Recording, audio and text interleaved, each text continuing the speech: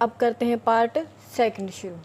Exercise 5 point question number 1 है, class 10th का चल रहा है, अर्थमेटिक प्रोग्रेशन। देखिए जी, सेकंड पार्ट की स्टेटमेंट कुछ इस तरह से गिवन है। इसमें भी हमें यही बताना होगा कि हमारी जो एपी बनेगी या नहीं बनेगी। जो हमें स्टेटमेंट दे रखी है उससे जो हमें वैल्यूज़ मिल रही हैं वो वैल्यूज़ एक एपी को परफॉर्म करेंगी या नहीं करेंगी। तो देखिए, the amount of air present in a cylinder when a vacuum pump removes 1/4 of the air remaining in the cylinder at a time.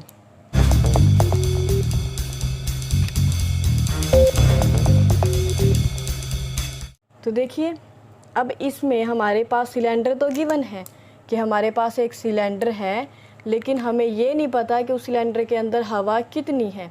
बस हमें ये पता है कि जब एक बार उसको वैक्यूम पंप से निकाला जाता है तो हवा 1/4 of the air remaining in the cylinder की जितनी सिलेंडर में हवा है उसका 1/4 पार्ट बाहर निकल जाएगा एक टाइम में, यानी कि एक वैक्यूम के टाइम पे। तो देखो, सबसे पहले हमें क्या करना पड़ेगा, जो चीज़ हमारे पास है नहीं हमें वो अज्यूम करनी पड़ेगी। हम मान लेते हैं कि हमारे पास जो सिलेंडर है, let air present in cylinder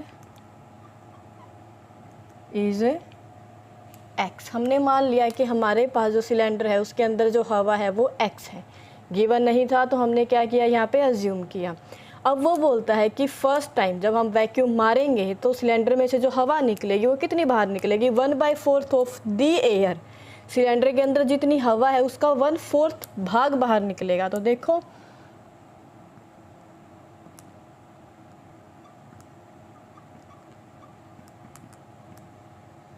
in first vacuum है ये,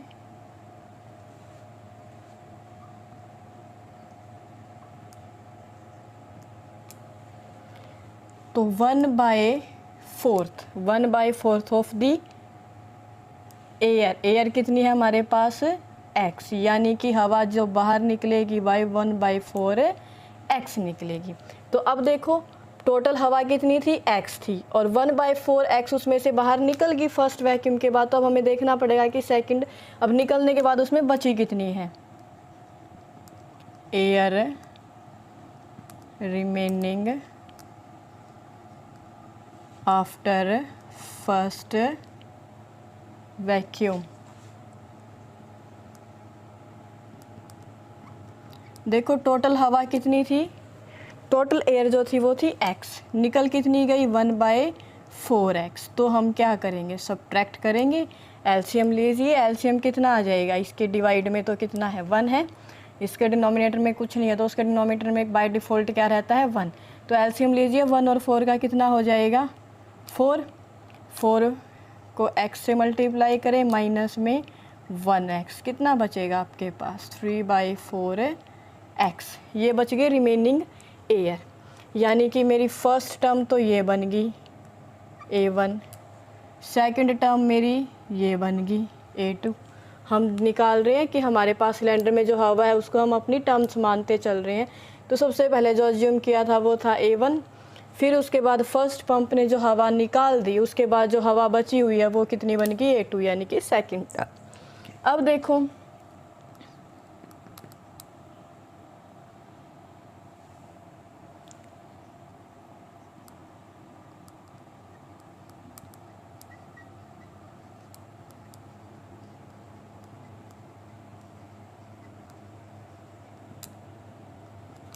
अब देखो, सेकंड टाइम जब हम वैक्यूम पंप मारेंगे तो हवा कितनी निकलेगी, 1/4 of the remaining air in the cylinder. Remaining air कितनी है मेरे पास, रिमेनिंग एयर तो ये है ना जो सेकंड टर्म है, यानी कि फर्स्ट पंप से हवा निकलने के बाद जो हवा बची हुई है वो इतनी बची हुई है। तो अब यहाँ पे आ जाएगा x की जगह पे 3/4 x। अब इसको सॉल्व कीजिए, मल्टीप्लाई कीजिए, 3 को 1 से करेंगे, 3 1 जा 3, 4 4 जा 16, और ये x, ये आ गया जी। हवा इतनी अब निकली है, सेकंड पंप ने जो हवा निकाली है वो हवा ये निकली है। अब हमें देखना है कि अब बचेगी कितनी, ये निकल गई इतनी हवा, तो बची कितनी है उसके अंदर।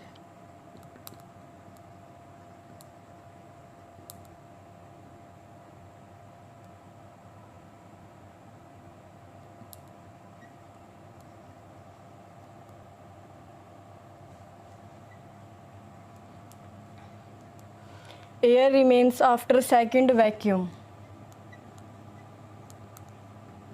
सेकंड वैक्यूम के बाद रिमेन्स एयर कितनी होगी। अब देखो जी, मेरे पास पहले हवा कितनी बची हुई थी, 3/4 टोटल बची हुई थी, 3/4 x बची हुई थी, उसमें से निकल कितनी गई, सेकंड पंप ने कितनी निकाली, 3/16 x, 3/16 x। अब इसको सॉल्व कीजिए, एलसीएम लीजिए, कितना आ जाएगा 16, 4 4 जा 16, 4 3 जा 12x माइनस 3x, कितना बचेगा आपके पास 9x बाई में 16। तो ये क्या बच गया अब आपके पास A3। तो देखो A1x है, A2 कितना है 3/4x है और A3 कितना है 9x बाई में 16 है। अब इन तीनों को चेक कीजिए कि ये आपका AP परफॉर्म कर रहे हैं या नहीं, क्योंकि हमें क्या चेक करना है, AP परफॉर्म करेंगे या नहीं।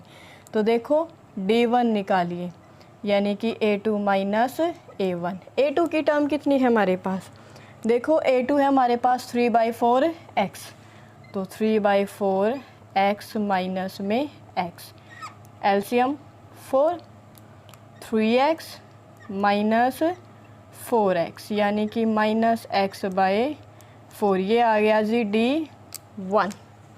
अब देखिए जी D2 यानी कि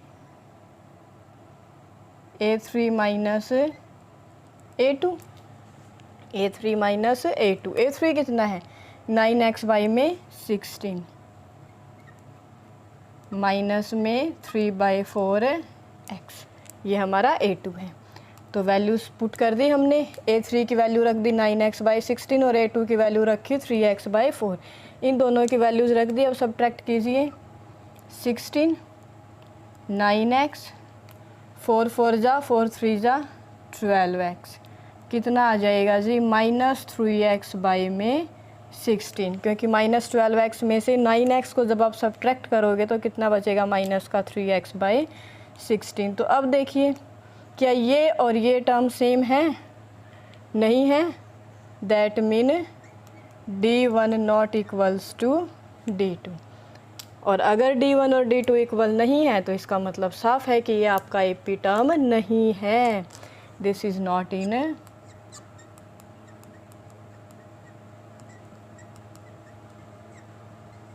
AP format। That's all. Thank you. अच्छे से कीजिएगा, ये क्वेश्चन थोड़ा सा कॉम्प्लिकेटेड है तो इसको थोड़ी सी ज़्यादा रिवीजन की ज़रूरत पड़ेगी। जब आपको प्रॉब्लम आए तो इसको बार बार आप रिपीट करके वीडियो को बैक करके देख सकते हो, लेकिन इस क्वेश्चन को बहुत अच्छे से कर लीजिएगा।